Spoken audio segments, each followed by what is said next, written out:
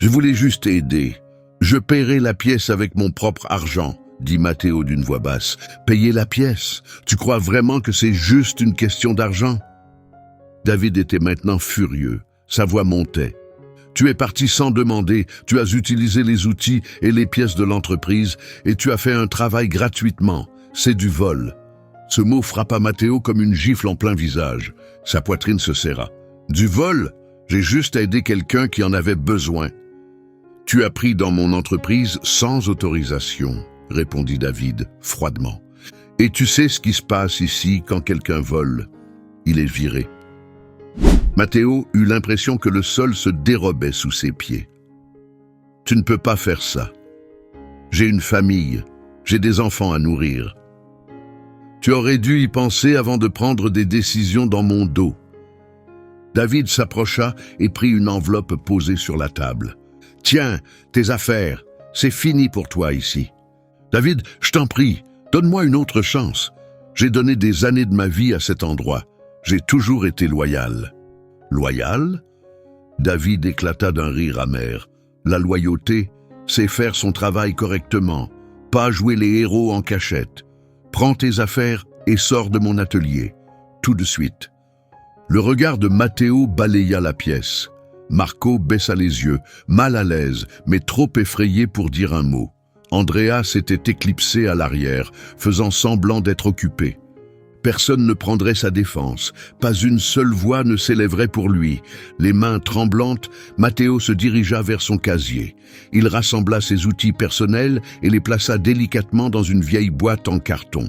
Chaque objet avait une valeur, la clé à molette que son père lui avait offerte pour son premier emploi, la lampe torche que Teresa lui avait donnée pour son anniversaire, et le porte-clés avec les photos de ses enfants. En passant, Marco murmura « Je suis désolé, mec ». Matteo hocha légèrement la tête. Il ne pouvait pas parler. Sa gorge était nouée. Ses yeux brûlaient de larmes qu'il retenait. Il souleva la boîte lourde et se dirigea vers la sortie. Chaque pas était plus pénible que le précédent. « Matteo !» appela David juste au moment où il atteignait la porte. « Ne t'attends pas à ce que je te donne une lettre de recommandation. Personne n'embauche un voleur. » Ces mots le frappèrent comme un coup en plein ventre. Matteo serra la boîte contre lui et sortit sans se retourner. La porte se referma derrière lui avec un bruit sec et définitif. Dehors, le soleil se couchait. Les dernières lueurs du jour projetaient de longues ombres sur le trottoir, et Matteo sentit quelque chose se briser en lui. Comment allait-il expliquer ça à Teresa? Comment pourrait-il dire à ses enfants que leur père n'avait plus de travail? Il entama le long chemin vers la maison, la boîte dans les bras, mais le poids dans son cœur était bien plus lourd. Il avait fait quelque chose de bien, il avait aidé quelqu'un, et maintenant, il n'avait plus de travail, aucune référence et aucune idée de comment il allait payer les factures. Quand Matteo arriva chez lui, les rues étaient déjà plongées dans l'obscurité. C'était une petite maison modeste, mais c'était la leur, du moins tant qu'il pourrait encore payer le loyer.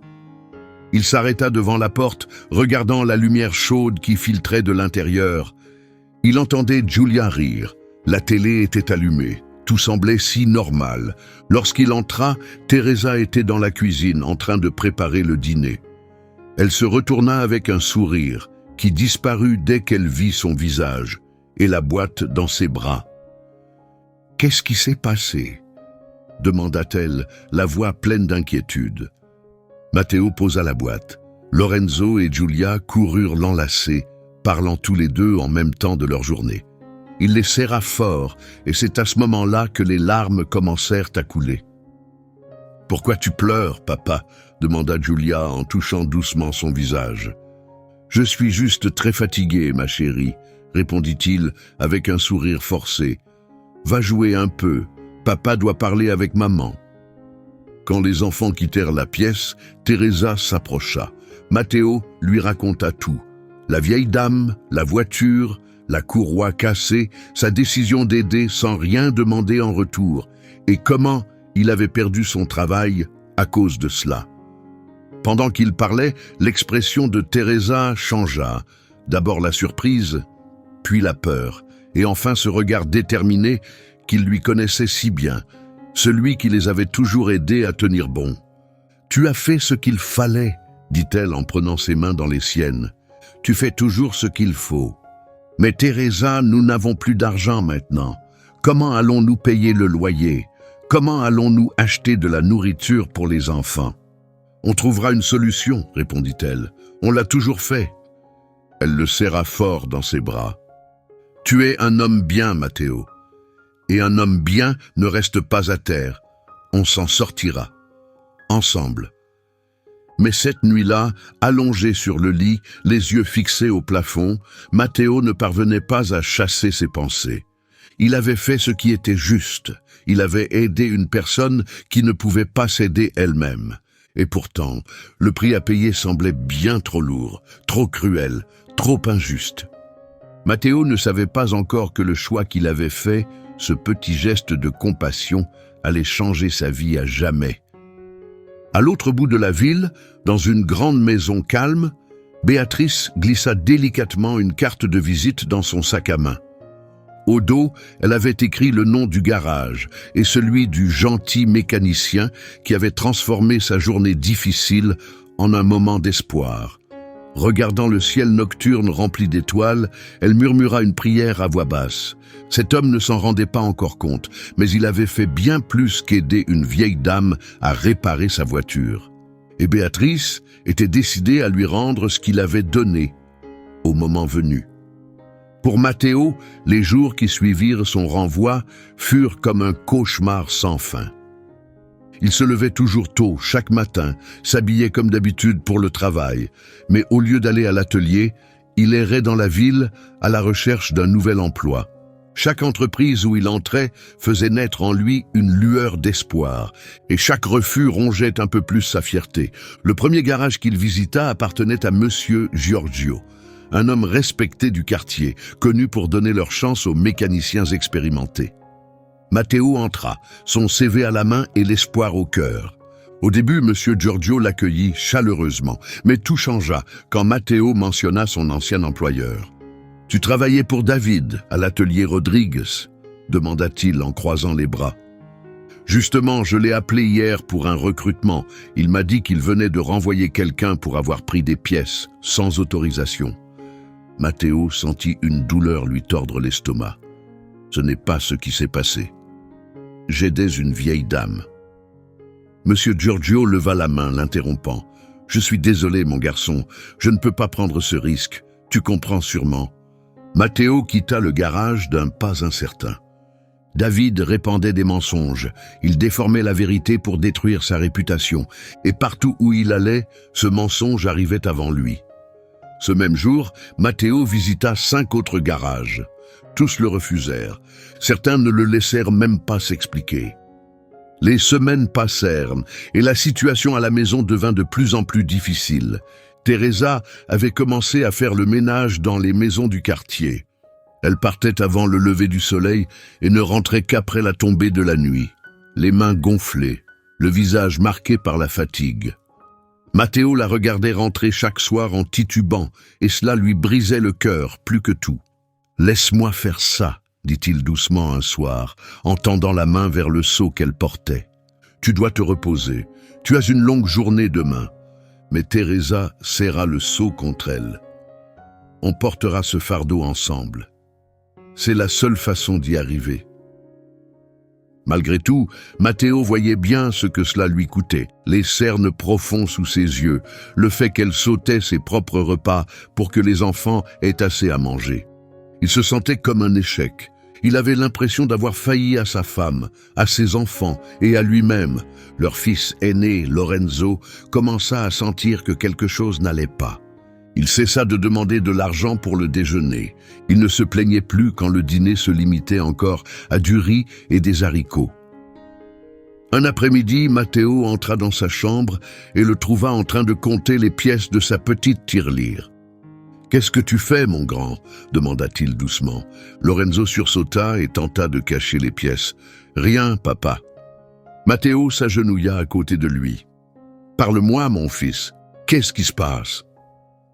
Les yeux du garçon se remplirent de larmes. « J'ai entendu maman pleurer hier soir. » Elle a dit qu'elle ne savait pas comment on allait payer la maison. Je veux aider avec mes économies. Le cœur de Matteo se brisa. Il prit Lorenzo dans ses bras et le serra fort, les yeux humides. « Tu n'as pas à t'inquiéter pour ça, mon fils. Papa va arranger les choses. » Mais au fond de lui, il n'en avait aucune idée. Les factures impayées s'accumulaient, d'abord l'électricité, puis l'eau. Le propriétaire commença à frapper plus souvent à la porte, réclamant le loyer, mettant toute la famille sous tension. Pour acheter de la nourriture, Matteo se mit à vendre ses outils, un par un. Quand Teresa le vit glisser la trousse de clés que son père lui avait donnée dans un sac, sa voix se brisa. « Pas celle-là, s'il te plaît. Ton père te les a offertes. Tu en auras besoin quand tu retrouveras du travail. »« On doit manger aujourd'hui, Teresa, » répondit-il calmement. « Je penserai à demain quand il viendra. » Il se rendit en centre-ville, dans un petit magasin de prêteurs sur gage. L'homme derrière le comptoir jeta à peine un regard aux outils et proposa un prix bien trop bas. Matteo connaissait leur vraie valeur, pas seulement l'argent, mais les souvenirs qu'ils représentaient. Pourtant, il accepta sans discuter. Il devait nourrir ses enfants. Sur le chemin du retour, il s'arrêta à la boulangerie et acheta du pain frais, une bouteille de lait et quelques fruits. Quand Matteo tendit le sac à Teresa, elle le serra contre elle dans une longue étreinte silencieuse. Elle ne posa aucune question. Elle savait déjà d'où venait l'argent. Et cette certitude la brisa autant que lui. Giulia, la plus jeune, était trop petite pour comprendre les détails, mais elle sentait la tristesse qui pesait autour d'elle. Elle ne demandait plus de jouets et ne se plaignait plus quand il n'y avait pas de bonbons. Un soir, elle entra dans le salon avec un dessin de l'école à la main. « Papa, regarde, c'est nous que j'ai dessiné. » Matteo prit la feuille. C'était un simple dessin aux couleurs vives, lui, Teresa et les deux enfants, tous souriants et se tenant par la main. En bas, en lettres maladroites, on pouvait lire « Ma famille heureuse ». Soudain, il ne put retenir ses émotions. Les larmes coulèrent sur ses joues, tandis qu'il serrait Giulia très fort contre lui. « C'est le plus beau dessin que j'ai jamais vu », murmura-t-il. « Tu l'aimes vraiment ?» demanda-t-elle, les yeux brillants. « Ma maîtresse dit que les familles peuvent surmonter n'importe quoi si elles restent unies. » Ces mots innocents le touchèrent plus profondément que tout le reste. Ils tenaient encore debout, ensemble, mais pour combien de temps? Un après-midi, après une nouvelle journée de refus pendant sa recherche de travail, Matteo croisa Marco, un ancien collègue. Ils se regardèrent quelques secondes. Les yeux de Marco se baissèrent, pleins de honte. « Salut, Marco. »« Matteo, j'aurais dû parler ce jour-là, mais tu sais comment est David. »« Oui, je sais. » Matteo ne lui en voulait pas. Il savait ce que la peur pouvait faire à un homme. « Comment va l'atelier? »« Ce n'est plus pareil sans toi. L'humeur de David est pire que jamais. Je crois qu'il regrette ce qui s'est passé. »« J'en doute, » répondit Matteo avec un sourire forcé. Marco regarda autour de lui, nerveux, puis sortit quelques billets froissés de sa poche. « Je sais que ce n'est pas grand-chose, mais c'est ce que je peux te donner. » La fierté de Matteo lui disait de refuser, mais il pense au loyer impayé et au réfrigérateur vide. Il prit l'argent d'un signe de tête silencieux. « Merci, Marco. Si tu as besoin de quoi que ce soit, vraiment de n'importe quoi, appelle-moi. Tu es un homme bien, Matteo. Tu ne méritais pas ce qui t'est arrivé. » Matteo resta là, après le départ de Marco, tenant la petite somme d'argent dans ses mains. Un homme bien, c'est tout ce qu'il avait jamais essayé d'être. Mais être un homme bien ne mettait pas de nourriture sur la table. Être un homme bien, lui, avait coûté son travail. Être un homme bien lui avait tout pris. Ce soir-là, Teresa le trouva assis dehors, les yeux perdus dans les étoiles. Elle ne parla pas tout de suite. Elle s'assit simplement à côté de lui et prit sa main. Après un long silence, elle demanda doucement « Tu penses à abandonner ?» Il ne répondit pas. L'idée lui avait traversé l'esprit. Partir, disparaître, ne plus être un poids pour ceux qui l'aimaient le plus.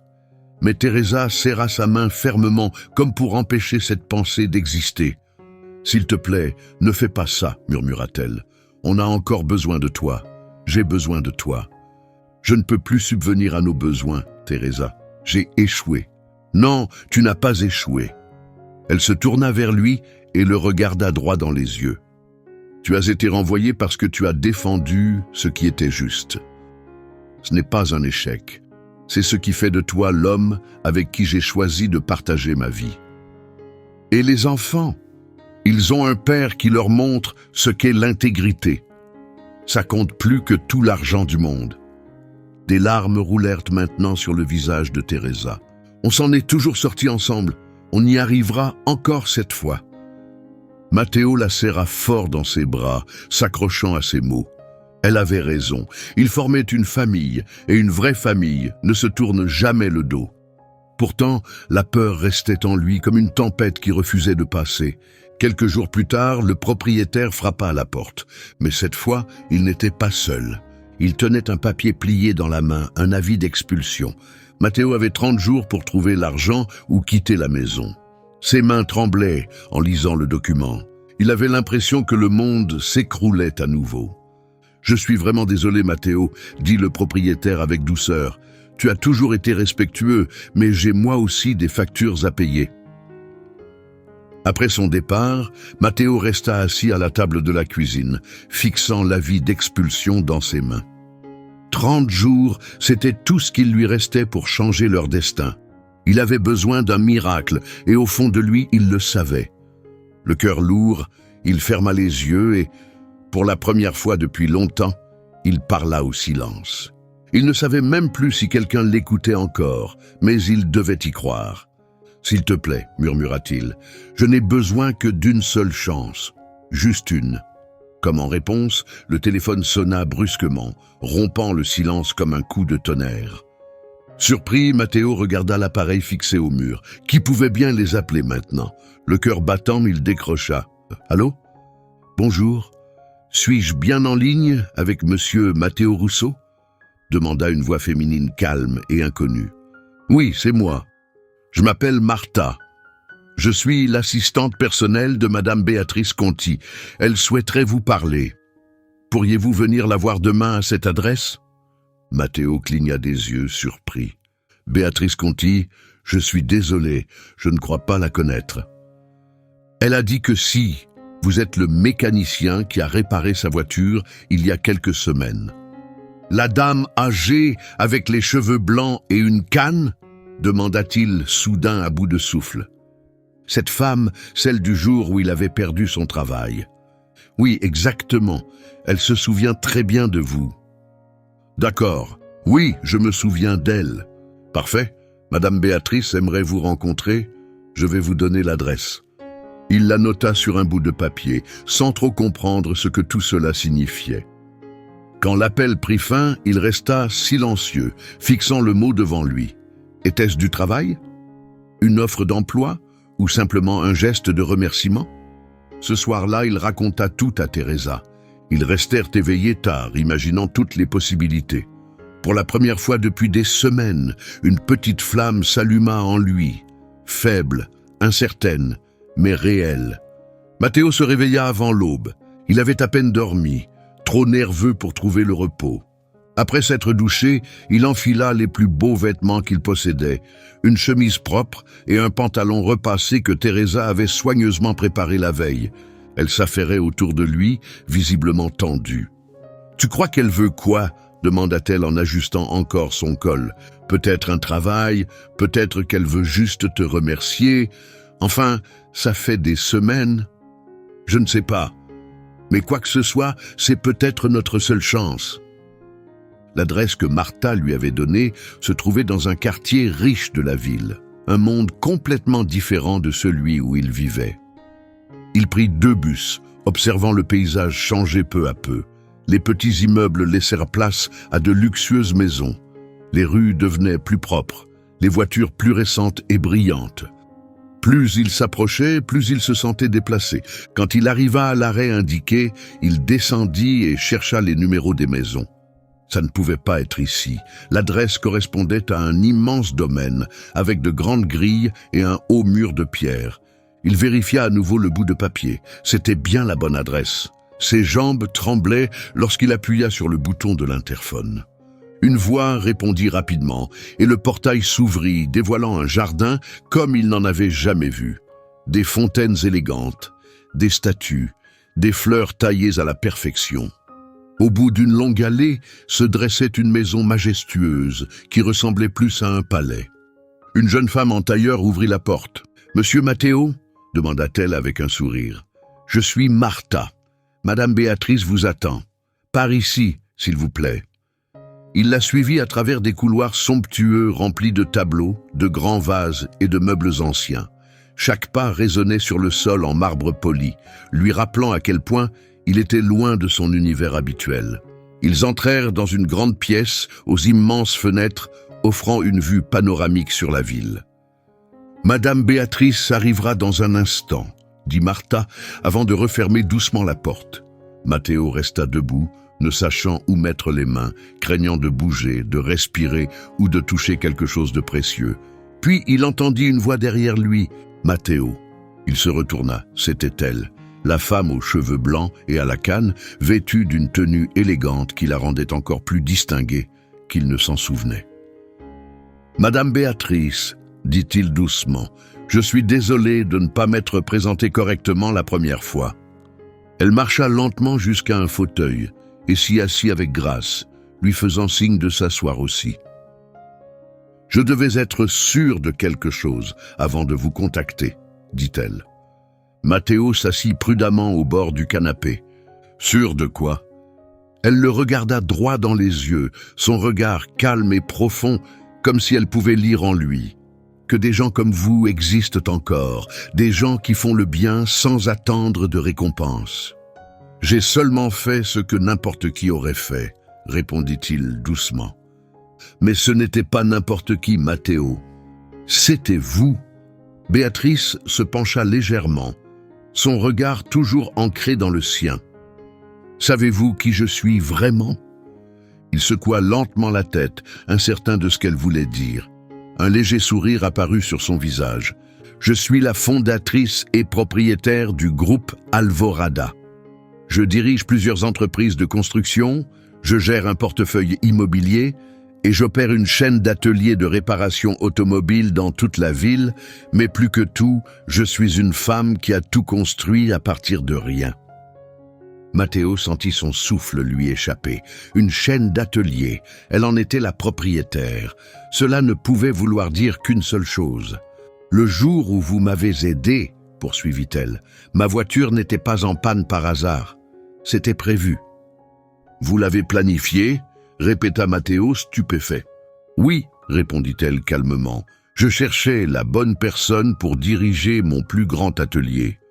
Je ne voulais pas engager n'importe qui. Je voulais quelqu'un de compétent, bien sûr, mais surtout quelqu'un d'honnête, quelqu'un en qui je puisse avoir confiance. » Son expression s'adoucit en continuant. « Alors, j'ai créé un petit test. J'ai visité plusieurs garages de la ville en me faisant passer pour une vieille dame désespérée avec un problème de voiture.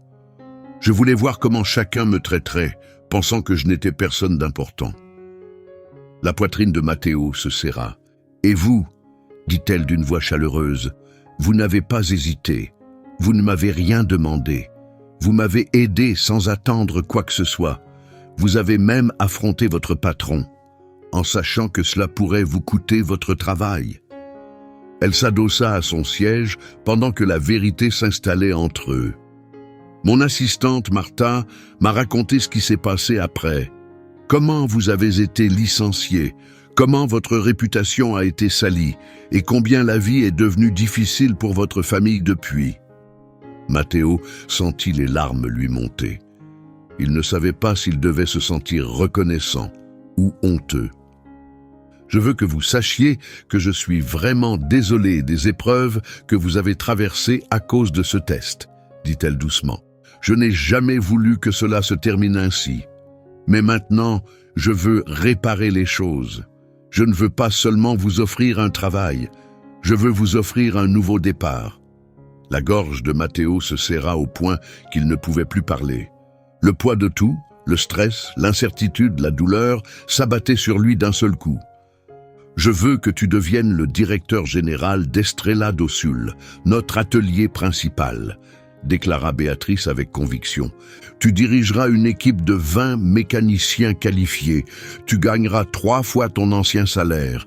Ta famille entière bénéficiera d'une couverture santé complète et tu auras même une part des bénéfices de l'entreprise. Le temps s'arrêta. Matteo la regarda, incrédule, incapable de saisir ses mots. Ça ne semblait pas réel. Des choses comme ça n'arrivaient pas à des gens comme lui. « Pourquoi moi ?» murmura-t-il enfin. « Pourquoi m'offrir tout ça ?» Béatrice se leva lentement et s'approcha de la grande fenêtre, s'appuyant légèrement sur sa canne. « Parce que j'ai déjà été à ta place, » dit-elle doucement. « Il y a des années, j'étais veuve, avec 2 jeunes enfants et à peine de quoi survivre. Je nettoyais des bureaux la nuit, juste pour qu'on ait à manger. » Matteo écoutait, retenant son souffle. Un soir, en nettoyant un bureau de direction, j'ai trouvé un portefeuille rempli d'argent. Plus que je n'en avais jamais vu. J'aurais pu le garder. J'ai pensé à mes enfants, aux factures impayées, à la faim, mais je l'ai rendu. Elle s'interrompit, sa voix tremblante au souvenir. L'homme à qui appartenait ce portefeuille a été impressionné par mon honnêteté. Il m'a offert un emploi. Il est devenu mon mentor. Il m'a appris les affaires. Et petit à petit, j'ai construit quelque chose à moi. Elle se retourna vers lui, les yeux pleins d'émotion. Ce moment, cette décision unique de faire ce qui est juste, a changé le cours de ma vie. Et quand je t'ai vu faire ce même choix, j'ai su que je devais faire la même chose pour toi. Matteo ne pouvait plus retenir ses larmes. Elles coulèrent librement. Des semaines de peur, d'humiliation et d'impuissance se déversèrent en quelques secondes. Béatrice s'approcha et posa doucement la main sur son épaule.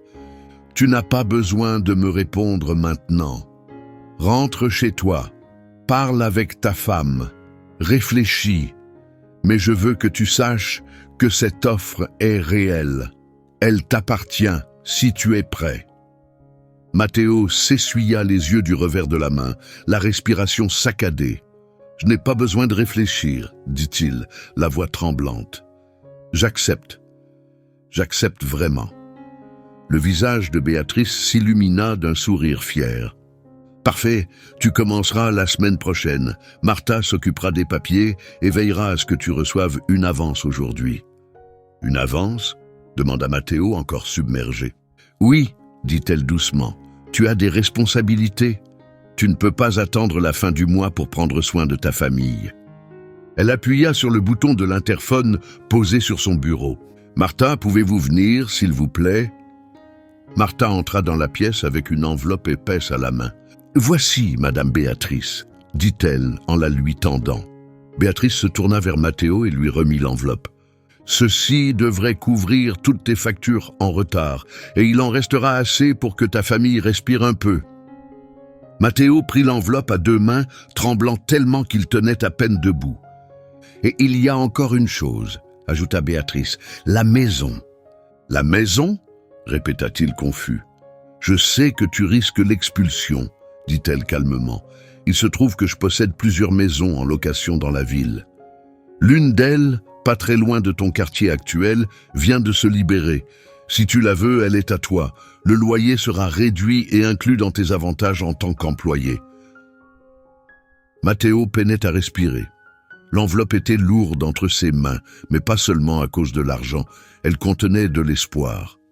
Les larmes lui montèrent à nouveau aux yeux, mais cette fois, ce n'était plus du désespoir.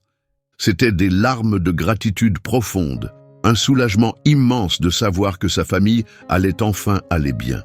« Je ne sais pas comment vous remercier, » dit-il à voix basse. « Tu l'as déjà fait, » répondit Béatrice, sa voix chaleureuse. « Le jour où tu as aidé quelqu'un sans rien attendre en retour. Quand tu es resté bon, même quand la vie ne l'a pas été avec toi. C'est ce genre de personne dont le monde a besoin. Ne change jamais ça. » En sortant du manoir, Matteo avait l'impression que ses pieds ne touchaient plus le sol. Dans le bus du retour, il serrait l'enveloppe contre sa poitrine, un sourire en larmes sur le visage. Les passagers le regardaient, étonnés de voir un homme à la fois en pleurs et souriant, mais Matteo ne remarquait rien. Rien d'autre ne comptait désormais, si ce n'est rentrer chez lui. Quand il franchit la porte, Teresa était dans la cuisine, essayant de faire durer un petit peu de riz pour un repas de plus. Lorenzo et Giulia étaient à table, concentrés sur leurs devoirs. Ils levèrent tous les yeux en le voyant entrer, leur visage empreint d'un espoir discret. Teresa posa immédiatement sa cuillère et se précipita vers lui. Alors, qu'est-ce qu'elle a dit? Matteo ne dit rien. Il leva simplement l'enveloppe et l'ouvrit lentement pour lui montrer ce qu'elle contenait. Teresa resta bouche bée, la main sur la bouche, incapable d'y croire. Ses yeux se remplirent de larmes avant même qu'il ne prononce un mot. Puis Matteo lui raconta tout, la maison immense, l'histoire de Béatrice, le test avec la voiture, l'offre d'emploi, le nouveau logement, chaque détail. À la fin, Teresa pleurait si fort qu'elle avait du mal à respirer. Elle se jeta dans ses bras et le serra aussi fort qu'elle le pouvait, comme si elle ne voulait plus jamais le lâcher. Lorenzo et Giulia les rejoignirent, enlacèrent leurs parents sans vraiment comprendre ce qui se passait. Mais ils le sentaient, la joie dans l'air, le changement dans l'atmosphère. « Je te l'avais dit », murmura Teresa entre ses larmes, le tenant contre elle. « Je te l'avais dit qu'on s'en sortirait ensemble. » Ce soir-là, pour la première fois depuis des semaines, ils s'assirent autour d'un vrai dîner. Matteo était allé au marché et avait rempli la cuisine de tout ce que ses enfants aimaient. Tandis qu'il regardait Lorenzo et Giulia manger et rire, il tenait la main de Teresa sous la table. Pour la première fois depuis longtemps, il se sentit vraiment en paix. Mais au fond de lui, quelque chose continuait de le troubler, la pensée de David. David, l'homme qui l'avait humilié, qui avait menti, qui avait essayé de détruire son nom. Matteo savait qu'il ne pourrait pas tourner la page sans affronter le passé. Tôt ou tard, ce jour viendrait. Et il arriva plus vite qu'il ne l'imaginait. Sa première semaine comme directeur général d'Estrella do Sul fut exigeante. Il arrivait avant tout le monde et repartait bien après la fermeture, décidé à comprendre chaque processus, chaque détail. L'atelier était vaste et moderne, rempli d'équipements de pointe qu'il n'avait jusque-là vus que dans des magazines. Les 20 mécaniciens sous sa responsabilité le respectèrent rapidement. Ses compétences, sa patience et son leadership impressionnaient tout le monde. Même Teresa n'arrêtait pas de remarquer à quel point il avait changé. « Tu te tiens plus droit », dit-elle un matin. « Tes yeux brillent à nouveau. » Les enfants le voyaient aussi. Giulia recommença à faire des dessins joyeux de leur famille. Lorenzo ne comptait plus les pièces de sa tirelire chaque soir. Et la nouvelle maison ressemblait à un miracle. 3 chambres, une rue calme, un jardin assez grand pour que les enfants puissent courir et jouer. Le jour du déménagement, Teresa pleura encore, marchant de pièce en pièce, rêvant à la façon dont elle allait décorer chaque coin. Il n'aurait jamais imaginé vivre dans un endroit pareil. Mais Matteo savait qu'il ne se sentirait vraiment libre qu'après avoir affronté ce qui le hantait encore. Ce fantôme avait un nom, David. Un après-midi ordinaire, pendant une pause entre 2 réunions, le téléphone de Matteo sonna. Il décrocha et reconnut la voix familière de Martha. « Matteo, Madame Béatrice m'a demandé de te joindre immédiatement. Elle a besoin que tu te rendes à l'atelier Rodriguez cet après-midi. Il y a une situation qui requiert ton attention. » Matteo se figea. « L'atelier Rodriguez, c'est celui de David. » « Oui, » confirma calmement Martha. « Elle t'expliquera tout sur place. Va directement depuis ta position actuelle. » Matteo raccrocha, la main tremblante. Ses paumes étaient à moite, son cœur battait à tout rompre. L'idée de retourner dans cet endroit, l'atelier où tout s'était effondré, le remplissait d'angoisse. Mais Béatrice l'avait demandé, et si elle était impliquée, cela devait être important. Il prévint son superviseur qu'il devait s'absenter pour l'après-midi et prit une voiture de l'entreprise. En traversant les rues familières, les souvenirs l'envahirent, la trahison, la honte, la déception. Mais rien ne l'avait préparé à ce qu'il vit en arrivant devant son ancien lieu de travail. 2 véhicules étaient garés à l'extérieur. L'un d'eux était la voiture noire élégante de Béatrice, reconnaissable entre mille. L'autre, un pick-up de luxe qu'il ne connaissait pas. À l'intérieur du garage, des voix fortes résonnaient jusque dans la rue. Matteo entra prudemment et se figea. Là, au centre de l'atelier, se tenait David, rouge de colère, criant en gesticulant violemment. Assise calmement face à lui, se trouvait Béatrice, posée et digne, sa canne à côté d'elle. Martha se tenait près d'elle, prenant tranquillement des notes sur un bloc, insensible au tumulte. En arrière-plan, Matteo aperçut Marco et Andrea, ses anciens collègues. Ils restaient près des outils, mal à l'aise mais attentifs. « C'est scandaleux !» hurla David. « Vous ne pouvez pas débarquer ici et lancer des accusations pareilles. »« Ce ne sont pas des accusations, monsieur David, » répondit Béatrice d'un ton calme. « Elles sont appuyées par des rapports et des documents officiels. Cet atelier a des salaires impayés, des conditions de travail dangereuses et fait l'objet de multiples plaintes de clients jamais résolues. » À ce moment-là, Béatrice leva les yeux et aperçut Matteo près de la porte. Elle leva la main et lui fit signe d'approcher. David suivit son regard et quand il vit Matteo, son visage se déforma sous le choc. « Qu'est-ce qu'il fait ici ?» hurla-t-il en pointant Matteo comme s'il venait de voir un fantôme. « Il travaille pour moi maintenant », répondit Béatrice sans aucune émotion. « Matteo, viens ici s'il te plaît. » Matteo avança lentement vers le groupe, chaque pas ravivant des souvenirs qu'il avait tout fait pour oublier. Marco et Andrea le regardaient, surpris et mal à l'aise, ne sachant pas comment réagir. David, lui, semblait sur le point d'exploser. « Il travaille pour vous ?» ricana-t-il, son rire plein de mépris. « Cet homme m'a volé. Je l'ai viré pour vol. » « Non, » répliqua Béatrice d'un ton glacial. « Vous l'avez viré parce qu'il a aidé quelqu'un, et cette personne, c'était moi. » Un silence tomba dans la pièce comme un rideau. Le visage de David perdit toutes ses couleurs. Il resta sans voix, la bouche entr'ouverte, incapable de formuler un mot. Marco et Andrea échangèrent un regard stupéfait, commençant à réaliser combien la vérité leur avait échappé. « Je suis Béatrice Conti », dit-elle en se redressant avec grâce, « PDG du groupe Alvorada. » Puis elle lâcha la véritable bombe. « Et depuis ce matin, je suis aussi la nouvelle propriétaire de cet atelier. » Ces mots tombèrent comme un éclair. David chancela, s'agrippant à une table pour ne pas tomber. « C'est impossible !» souffla-t-il. « Cet endroit m'appartient. » « Plus maintenant !» intervint Martha en tendant les documents. « Vous aviez des mois de retard de loyer, vous n'avez pas payé plusieurs fournisseurs et vous faites l'objet de poursuites d'anciens employés. La banque a saisi vos biens et mis la propriété aux enchères. Nous l'avons acheté. » David regarda autour de lui, abasourdi, comme s'il voyait l'atelier pour la première fois, ou peut-être pour la dernière. « Ce n'est pas possible, ce n'est pas réel, » murmura-t-il. « Il y a autre chose, » ajouta Béatrice en se levant lentement, s'appuyant sur sa canne. « J'ai parlé avec plusieurs de vos anciens employés.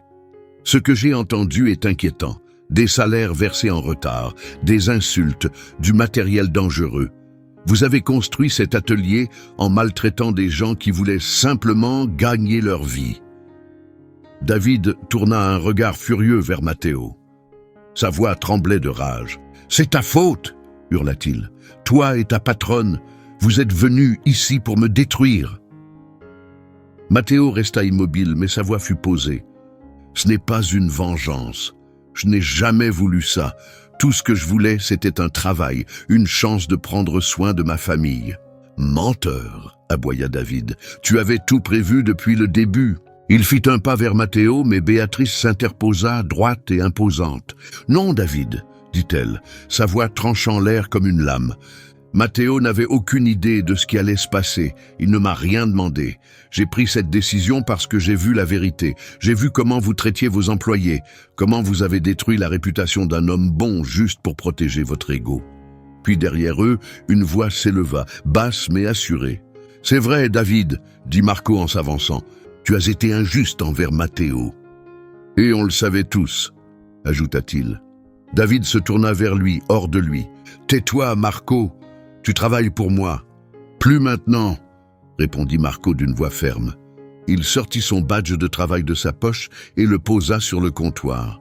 « Je ne veux plus travailler dans un endroit où la peur nous empêche de faire ce qui est juste. J'aurais dû défendre Matteo quand il le fallait. Je ne l'ai pas fait parce que j'avais peur de toi. Mais plus maintenant. À la surprise générale, Andrea, le discret, le réservé Andrea, fit un pas en avant, lui aussi. « Je pars moi aussi », dit-il calmement mais avec détermination. « Matteo a toujours été meilleur que ce qu'on croyait, et toi, tu as toujours été pire que ce qu'on voulait admettre. » Les yeux de David passèrent lentement d'un homme à l'autre, puis au mur de l'atelier, puis vers Béatrice et Matteo. Il avait l'air d'un homme qui se réveillait enfin d'une longue illusion. La vérité était là, devant lui, inévitable. Tout était perdu, son entreprise, son autorité, la loyauté de ses employés. Tout. « Vous allez tous le regretter », murmura David. Sa voix tremblait, mais elle n'avait plus aucune force. La menace sonnait creux, comme des mots jetés dans le vide. Béatrice ouvrit calmement son sac à main et en sortit une enveloppe blanche. « Je ne suis pas venue ici juste pour vous confronter, David, » dit-elle. « Je suis venue vous offrir quelque chose, pas parce que vous l'avez mérité, mais parce que je crois que même ceux qui ont échoué méritent une seconde chance. » Elle tendit l'enveloppe. David la fixa avec méfiance, puis la prit. À l'intérieur se trouvaient plusieurs documents. Il les parcourut, le visage confus. « C'est une offre d'emploi, » expliqua Béatrice. « Pas en tant que patron, mais comme simple mécanicien dans l'un de mes ateliers. Le salaire est correct. Les horaires sont stables. Vous aurez des avantages. Mais il y a une condition. Vous serez supervisé et vous devrez regagner la confiance que vous avez perdue. Un jour, honnête à la fois. » David fixait les papiers, les mains tremblantes. Un combat silencieux se livrait sur son visage, entre la fierté et la peur d'être laissé avec rien. « Vous voulez que je recommence tout en bas de l'échelle ?» demanda-t-il amèrement. « Après tout ce que j'ai construit ici ?» Matteo s'avança, parlant avec une force qu'il ne se connaissait pas. « Tu n'as rien construit, dit-il clairement. Tu as pris aux autres. Tu as écrasé des gens pour garder le contrôle. Ce n'est pas construire, c'est exploiter. Mais maintenant, tu as une vraie chance de changer ça, de faire les choses correctement. » Béatrice acquiesça. C'est l'occasion d'apprendre ce que signifie vraiment le travail honnête. C'est à vous de voir. Acceptez ou partez. David jeta un dernier regard autour de lui, à l'atelier qui symbolisait autrefois son pouvoir. Les voitures, les outils, cet espace qu'il dominait autrefois. Ses épaules s'affaissèrent, son corps tout entier sembla s'effondrer sur lui-même. Et peut-être, pour la première fois de sa vie, ressentait-il l'impuissance qu'il avait imposée aux autres. « J'ai besoin de temps, » murmura-t-il, sans oser croiser aucun regard. « Vous avez jusqu'à demain, » dit Béatrice fermement. « Martha attendra votre réponse. Maintenant, si vous le permettez, j'ai affaire avec la nouvelle direction de ce site. » David ne répondit pas. Il se retourna et marcha lentement vers la porte, les pas lourds. L'homme qui avait autrefois licencié Matteo, sans une once d'hésitation, était devenu quelqu'un d'autre. Quelqu'un dépouillé de sa fierté, de son arrogance, de ses excuses. Quand la porte se referma derrière lui, Matteo poussa un long soupir, non pas de triomphe, mais de soulagement profond. Ce n'était pas la chute de David qui comptait, c'était le fait que justice ait enfin rattrapé les faits, et que quelque chose de brisé ait commencé à guérir. Béatrice se tourna vers Marco et Andrea, le regard à la fois doux et perçant. « Vous avez dit vouloir partir, mais j'ai une autre idée, » dit-elle. « Matteo aura besoin de gens en qui il peut avoir confiance pour diriger cet endroit, des gens qui connaissent le métier et qui savent ce que signifie le faire avec intégrité. Est-ce que ça vous intéresse ?» Marco et Andrea échangèrent un regard surpris. Une lueur d'espoir brilla dans leurs yeux. « Vous êtes sérieuse ?» demanda Marco, n'y croyant presque pas. « Tout à fait, » répondit Béatrice, « mais la décision finale ne m'appartient pas. Elle revient à Matteo. Ce site relèvera désormais directement de lui. Il vient d'être promu directeur régional. » Matteo regarda les deux hommes qui s'étaient autrefois tenus à ses côtés, puis qui étaient restés silencieux quand il en avait eu besoin. Mais aujourd'hui, Ils avaient pris la parole. Aujourd'hui, ils avaient choisi l'honnêteté. Il repensa à la solitude qu'il avait ressentie le jour de son licenciement, et à ce que cela aurait représenté d'entendre quelqu'un dire la vérité. Pourtant, ils étaient là à présent demandant une seconde chance. « Je vous veux tous les deux dans l'équipe », dit Matteo en s'avançant. « Mais je dois être sûr qu'on est tous sur la même longueur d'onde, qu'on va diriger cet endroit avec honnêteté et traiter chaque employé avec respect. On est d'accord là-dessus ?» Marco s'avança et tendit la main. « D'accord », dit-il d'une voix pleine de sens. « Et merci. Tu n'étais pas obligé de faire ça. » « Tout le monde mérite une chance, » répondit Matteo, reprenant les mots de Béatrice. « Ne la gâchez pas. » Les jours suivants furent un tourbillon de transformation.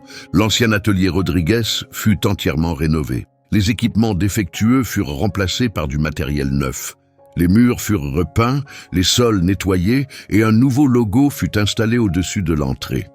Avec une nouvelle direction aux commandes, tout commença à changer. Matteo mit en place de nouvelles règles au sein de l'atelier, des règles fondées sur l'équité, la sécurité et le respect mutuel. Pour la première fois depuis longtemps, l'ambiance devint saine, productive, porteuse d'espoir. Il dirigeait le garage avec une énergie et une confiance qu'il ne soupçonnait même pas posséder. Chaque décision venait du cœur.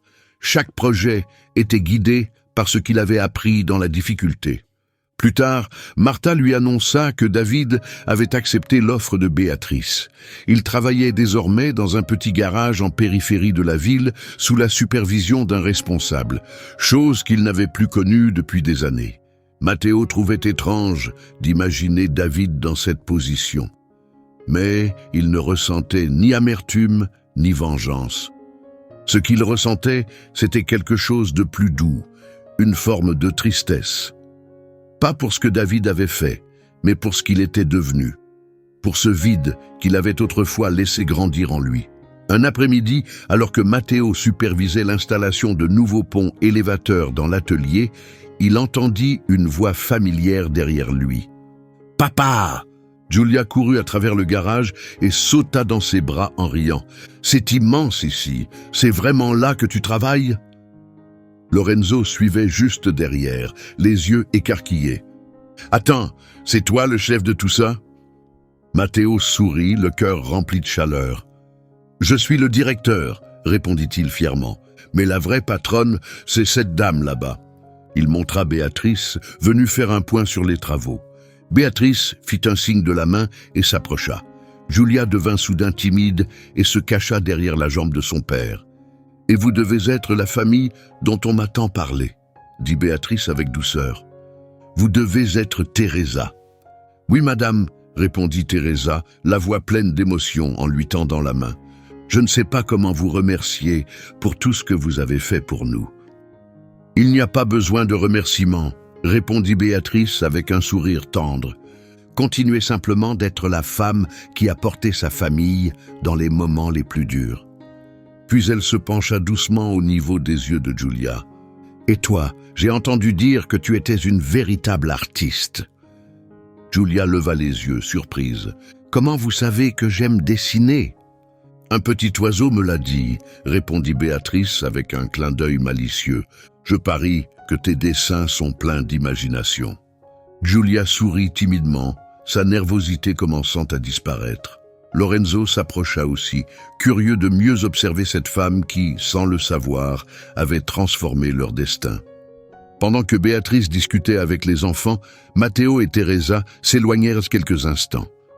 Elle attrapa sa main et la serra doucement, tandis qu'ils regardaient autour d'eux le garage vivant et dynamique. Les employés travaillaient avec entrain, les outils étaient rangés, brillants. L'air vibrait du rythme d'une reconstruction. Et au centre de tout cela se tenait Matteo, guidant les siens avec une force tranquille. « C'est irréel, » murmura Teresa, les yeux brillants. « Parfois je me réveille en me demandant si tout ça n'est pas un rêve. »« Je ressens la même chose, » répondit doucement Matteo. Il passa un bras autour d'elle. « Mais ce n'est pas un rêve. C'est notre vie maintenant, on y est arrivé. »« Non, » dit-elle en le regardant. « Toi, tu y es arrivé. Parce que même quand tout s'écroulait, Tu n'as jamais cessé d'être l'homme que tu as toujours été. » Ce soir-là, ils rentrèrent ensemble dans leur nouveau chez eux, chaleureux et accueillant. Pendant que le parfum du dîner remplissait la cuisine, Matteo aida Teresa à préparer le repas. Lorenzo racontait avec enthousiasme un épisode de sa journée à l'école. Giulia montrait fièrement un nouveau dessin, une image colorée de leur maison, de leur famille et d'un grand soleil dans le ciel. Matteo resta un instant immobile, la cuillère en main simplement à observer. Il pensa à tout le chemin parcouru, au jour où il avait été renvoyé, aux semaines de peur et de faim, à cet appel inattendu, à l'identité secrète de Béatrice et à l'offre qui avait tout changé. À présent, il se tenait dans une cuisine remplie de rire, de lumière et d'amour, et comprit quelque chose avec une clarté nouvelle. Parfois, il faut que tout s'écroule pour qu'on découvre ce qui compte vraiment. Parfois, il faut tout perdre pour trouver ce que rien ne pourra jamais nous enlever. On trébuche, on souffre, on tombe, mais c'est dans ces ténèbres-là qu'on apprend à se relever. Tout avait commencé par une simple décision, un petit geste de bonté envers quelqu'un dans le besoin, sans intention cachée, sans rien attendre en retour, juste faire ce qui était juste, et ce choix, si anodin à l'époque, avait changé toute sa vie. « À quoi tu penses ?» demanda Teresa, le voyant figé, la cuillère encore en l'air. Il sourit et la regarda. « À quel point la vie est étrange, » dit-il. « Comment un seul acte de gentillesse peut tout changer ?» Teresa s'approcha, posant doucement sa tête contre son épaule. « Ce n'était pas qu'un seul moment, » dit-elle doucement. « C'était chaque moment. Chaque fois que tu as choisi d'être toi-même. C'est pour ça que tu mérites tout ça. » Plus tard dans la nuit, après avoir bordé les enfants, Matteo sortit dans le jardin et leva les yeux vers le ciel étoilé. Ses pensées allèrent vers Béatrice, comment elle avait vécu quelque chose de semblable. Elle avait choisi de transformer sa douleur en mission, utilisant son succès non pour elle-même, mais pour élever les autres. Un seul acte de compassion de sa part avait un jour sauvé la vie de Matteo, et aujourd'hui, son propre geste simple avait éveillé quelque chose en elle. C'était comme un cercle, une gentillesse en appelant une autre, créant une chaîne de bien. Les secondes chances avaient une manière de se multiplier. Debout là, sous le calme du ciel nocturne, au-dessus de sa nouvelle maison, Matteo prit une décision. Il ferait vivre cette chaîne de bonté, il dirigerait avec respect, il ouvrirait des portes à ceux qui méritaient une chance, il deviendrait pour d'autres ce que Béatrice avait été pour lui. Parce qu'au fond, ce n'était pas une question d'argent, de statut ou de grandeur de maison, c'était de préserver sa dignité, même quand le monde s'écroulait autour de soi. C'était de choisir ce qui est juste, même quand ce serait plus facile de ne pas le faire. C'était de se souvenir de ce que signifie être humain, dans un monde qui l'oublie trop souvent. Quand Matteo rentra à l'intérieur et vit la lumière douce du salon, là où l'attendait sa famille, il ressentit quelque chose de profond, une certitude paisible. Il savait sans le moindre doute que chaque choix qu'il avait fait avait été le bon. Chaque petit choix. Des mois s'étaient écoulés depuis cet après-midi inoubliable à l'ancien atelier Rodrigue. Matteo se réveillait désormais chaque matin avec une légèreté dans la poitrine, quelque chose qu'il n'avait pas ressenti depuis des années, qu'il pensait avoir perdu à jamais. Sous sa direction, l'atelier Estrella do Sul prospérait. L'équipe travaillait dans l'harmonie et les clients repartaient avec le sourire. Marco et Andrea étaient devenus bien plus que des collègues, ils étaient ses frères, ses amis de confiance. La vie avait enfin recommencé à sourire à la famille Russo. Puis, un matin doux et ensoleillé, alors que Matteo révisait quelques documents, il reçut un appel de Martha. « Matteo, Madame Béatrice souhaite vous voir cet après-midi. Elle a dit que c'était important. » Son cœur fit un bond. Cela faisait des semaines qu'il ne l'avait pas vue en personne. Leur communication se limitait à des rapports et quelques nouvelles occasionnelles. Il termina rapidement son travail et se rendit au manoir, l'endroit même où sa vie avait changé à jamais. Béatrice était dans le jardin, assise calmement sur un banc en bois, lançant des morceaux de pain aux oiseaux. Quand elle aperçut Matteo, son visage s'éclaira d'une chaleur familière. « Viens t'asseoir avec moi, mon fils, » dit-elle doucement. Il s'assit près d'elle et elle lui prit la main. « Je ne vais pas très bien, Matteo, » dit-elle, sa voix paisible et claire. « Ce n'est rien de grave, mais il est temps pour moi de ralentir. Je dois commencer à décider à qui je vais confier l'avenir. » Matteo sentit un nœud se former dans son ventre. « Madame Béatrice, je... » commença-t-il. Mais elle leva une main avec un sourire bienveillant. « Laisse-moi finir. Tu te souviens de l'histoire que je t'ai racontée? Celle du portefeuille que j'avais trouvé et rendu? De l'homme qui m'a donné ma chance ?» Matteo hocha la tête en silence. Cet homme n'avait pas de famille. Lorsqu'il est décédé, il m'a légué une partie de son entreprise parce qu'il croyait que j'avais le cœur pour continuer son œuvre. Elle s'interrompit, les yeux humides d'émotion. J'ai passé ma vie à chercher quelqu'un comme lui, quelqu'un qui comprendrait ce que j'ai bâti et pourquoi c'est important. Matteo retenait son souffle. Je veux que tu prennes la tête de toutes les entreprises du groupe Alvorada, dit-elle. Ce n'est pas juste un travail, Matteo, c'est une mission. Cela signifie continuer à répandre la bonté, offrir des opportunités à ceux qui en ont besoin et protéger l'héritage que cet homme et moi avons commencé. Les yeux de Matteo se remplirent de larmes. « Je ne suis pas sûr de mériter ça, » murmura-t-il. « Tu le mérites plus que n'importe qui que j'ai rencontré, » répondit Béatrice d'une voix douce, essuyant une larme sur sa joue. « Et il y a encore une chose. » Elle tourna le regard vers la maison et hocha la tête. « Cette boîte à outils que tu avais vendue, les outils de ton père ?» À son signal, Martha entra dans le jardin, portant une boîte dans ses bras. Lorsqu'elle l'ouvrit, les yeux de Matteo s'écarquillèrent. À l'intérieur se trouvaient les anciens outils de son père, chacun soigneusement nettoyé, poli et rangé. Mais ce n'était pas tout. De nouveaux outils complétèrent l'ensemble, réparant ce qui avait été perdu. « J'ai retrouvé chaque outil que tu avais vendu, » dit Béatrice avec douceur. « Je les ai tous rachetés. » Elle tendit les mains et entoura son visage avec tendresse. « Un homme devrait avoir les outils de son père. Ce ne sont pas juste des objets.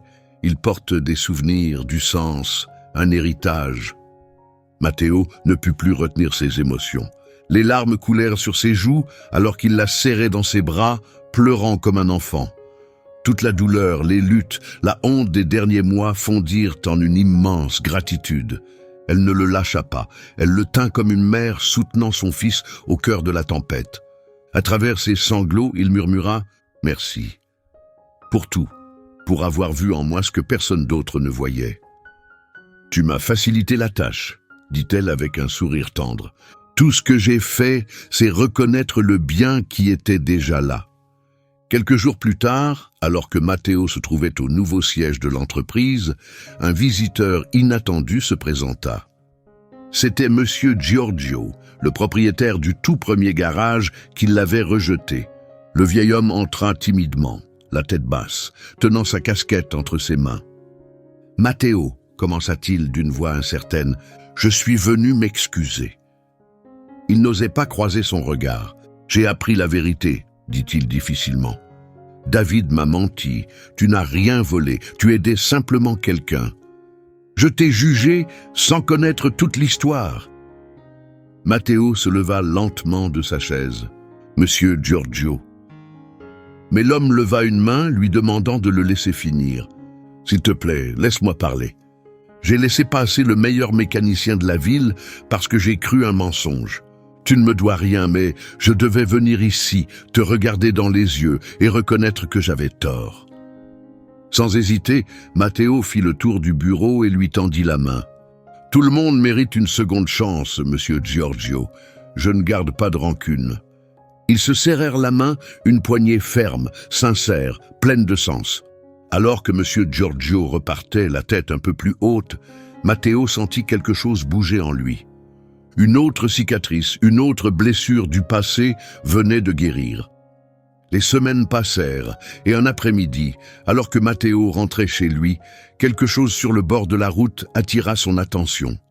Un homme âgé se tenait à côté d'une voiture en panne, le capot ouvert, l'air désespéré. Ses vêtements étaient usés, son visage marqué par l'inquiétude. Matteo s'arrêta et descendit de sa voiture. « Vous avez besoin d'aide ?» demanda-t-il gentiment. L'homme se tourna vers lui, les yeux rouges et fatigué. Il avait manifestement pleuré. « La voiture ne démarre pas. Je dois aller à l'hôpital, » dit-il d'une voix tremblante. « Ma femme est malade. Je dois être là-bas. » Matteo examina le moteur. Ce n'était rien de grave, mais il était évident que l'homme ne savait pas réparer et n'avait probablement pas les moyens de faire appel à un professionnel. Matteo pensa à Béatrice. Il pensa à la manière dont sa vie avait changé, simplement parce que quelqu'un avait choisi d'aider. Il se souvint de la chaîne de bonté et de la responsabilité de la faire continuer. « Je m'en occupe, » dit-il. « Vous ne me devez rien. »« Mais monsieur, je ne peux pas vous payer, » répondit l'homme, gêné. « Vous n'avez pas à le faire, » répondit Matteo en retroussant ses manches. « Aidez juste quelqu'un d'autre quand l'occasion se présentera. » En 20 minutes, la voiture tournait à nouveau parfaitement. L'homme fouilla dans sa poche pour offrir ce qu'il avait, mais Matteo refusa doucement. Tandis qu'il repartait vers l'hôpital, Matteo resta là, seul sur le bord de la route. Et il ressentit quelque chose de puissant, ce genre de paix silencieuse et profonde qu'on ne trouve que lorsqu'on fait ce qui est juste. Sans témoin, sans attente, simplement parce que c'est ce qu'il faut faire. « Tu n'as pas changé », dit une voix derrière lui. Matteo se retourna, c'était David. Il portait une combinaison de mécanicien, visiblement juste sorti d'un long service dans le garage où Béatrice lui avait offert un nouveau départ. Un instant, aucun mot ne fut prononcé. Ils se regardèrent simplement, deux hommes liés par une histoire longue et compliquée. « Matteo, commença David, la voix tremblante. Il s'arrêta, avala difficilement. « J'ai passé ces derniers mois à réfléchir à tout ce que j'ai mal fait, à la manière dont je t'ai traité, dont j'ai traité tout le monde. J'étais rempli de colère, de rancune. J'ai blessé des gens. » Matteo croisa les bras. « Tu étais rempli ?» demanda-t-il calmement. David baissa les yeux vers ses mains rugueuses, tachées d'huile. « J'essaie de changer, dit-il. Travailler pour quelqu'un d'autre, ne plus être le patron. Ça m'a appris beaucoup. J'ai appris ce qu'est vraiment l'humilité. Ce que ça signifie de respecter les autres, de reconnaître la valeur de chaque personne autour de soi. » Matteo plongea son regard dans le sien.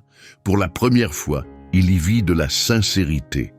Sans orgueil, sans masque, juste la vérité. « Tu as l'air d'aller mieux, » dit-il. « Mieux que ce que je mérite probablement, » répondit David avec un léger sourire plein de remords. « Béatrice m'a montré plus de grâce que je n'en ai jamais accordé à quiconque. » Il marqua une pause, puis ajouta doucement. « Et j'ai vu ce que tu as fait, aider cet homme sur le bord de la route. Même après tout ce qui s'est passé, tu es resté le même, toujours prêt à faire le bien, sans rien attendre en retour. »« C'est grâce à mes parents, » répondit Matteo en s'avançant un peu. « Ils m'ont appris à faire ce qui est juste. Et parce que je crois vraiment que les gens peuvent changer, David.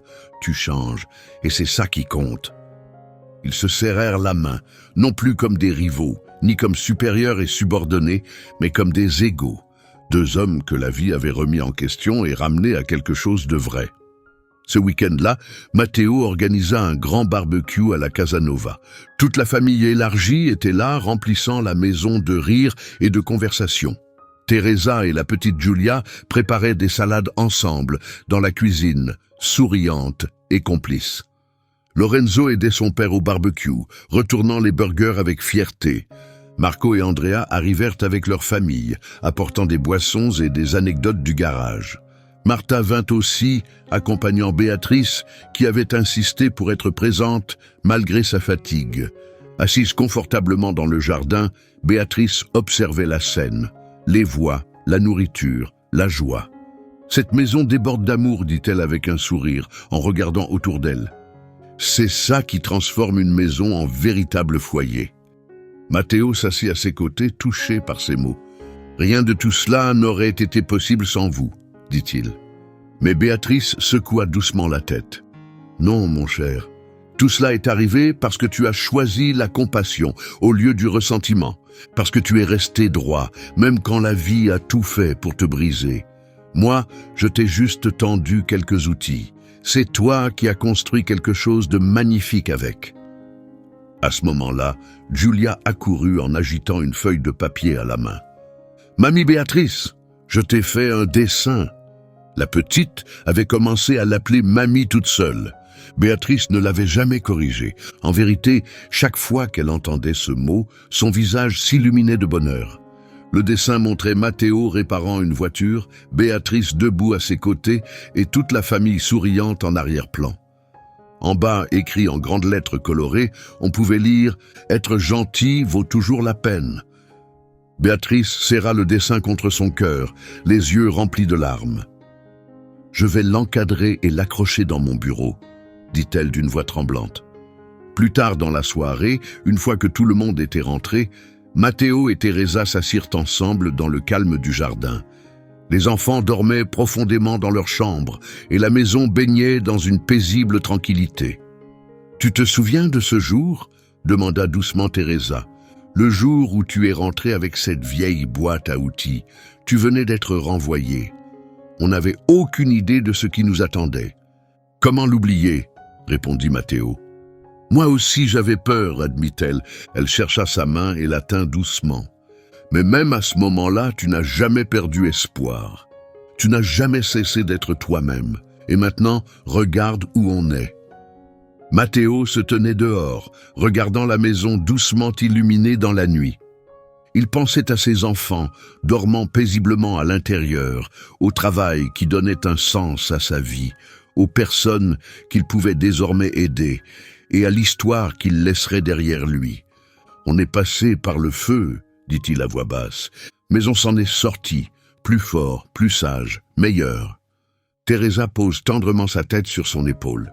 « Parce qu'on a enfin compris, » murmura-t-elle, « que la gentillesse n'est pas une faiblesse, c'est la plus grande des forces. » Quelques mois plus tard, Matteo se retrouva debout sous les projecteurs d'un auditorium bondé. Béatrice avait organisé un événement caritatif pour soutenir les familles en difficulté et l'avait invité à partager son histoire. « J'étais juste un mécanicien, » commença-t-il, la voix ferme mais pleine d'émotion. « J'ai été licencié parce que j'ai voulu aider quelqu'un. J'ai perdu mon emploi, mon revenu, presque mon espoir.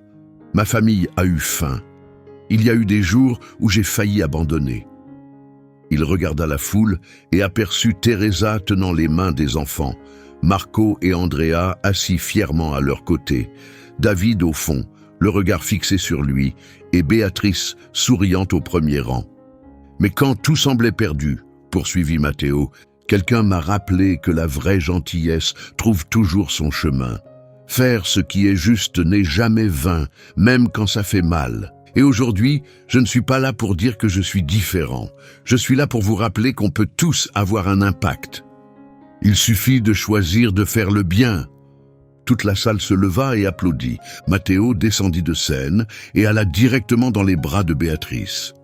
Elle pleurait, mais c'était des larmes de joie. « Tu y es arrivé, dit-elle doucement. Tu as enfin compris. L'héritage continue. » Des années plus tard, Matteo était à nouveau assis sur l'ancien banc du jardin, sauf que cette fois, le manoir était sa maison. Béatrice s'était éteinte paisiblement, lui laissant tout entre les mains, convaincue d'avoir fait le bon choix. Dans son bureau, sa photo était accrochée à côté du dessin encadré que la petite Giulia lui avait offert. Lorenzo étudiait pour devenir ingénieur en mécanique, comme son père, tandis que Giulia rêvait de devenir enseignante pour montrer aux enfants que la gentillesse peut changer le monde. Teresa gérait un programme social qui enseignait des métiers manuels aux jeunes ayant besoin d'une seconde chance. Chaque matin, avant d'aller travailler, Matteo passait encore par le coin de rue où tout avait commencé. Là où une vieille dame avec une canne avait autrefois faim d'avoir besoin d'aide, lui offrant l'occasion de faire le choix qui avait changé sa vie. Il s'arrêtait toujours pour aider les inconnus, réparait encore des voitures gratuitement quand quelqu'un était en difficulté et croyait toujours que la gentillesse était la force la plus puissante qu'un être humain puisse posséder. Car au fil des années, Matteo avait compris une chose simple mais essentielle. Nous ne sommes pas définis par ce qui nous arrive, mais par la façon dont nous y réagissons. Pas parce que nous perdons, mais par ce qui reste dans notre cœur. Pas par la richesse ou la réussite, mais par l'intégrité et la compassion. Et un matin lumineux, en route vers le travail, Matteo vit une voiture arrêtée sur le bas-côté. Il n'hésita pas. Il s'arrêta, descendit et alla aider, comme toujours. Parce que c'est ce qu'il faisait, c'est ce qu'il était et ce qu'il serait toujours. Fin.